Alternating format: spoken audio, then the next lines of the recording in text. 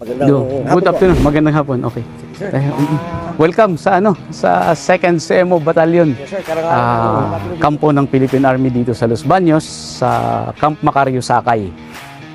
Ang preparasyon po natin sir ay nag-umpisa po tayo ng mag-prepare 2 weeks ago. Lahat ng tropa natin ay nabigyan na ng warning order para sa activity nitong National Barangay ang Sangguniang Kabataan Elect. By the way sir, ito yung mga tropa, ito yung quick reaction team natin, no? Quick reaction team na bukod doon sa naka-deploy sir. Bukod doon sa naka-deploy na ngayon, nandoon na sa mga kanya-kanyang area. So dito sa headquarters, nag-organize tayo ng quick reaction team na kung sakali may kailangan ng additional forces doon sa isang area, meron tayong kagad na may deploy.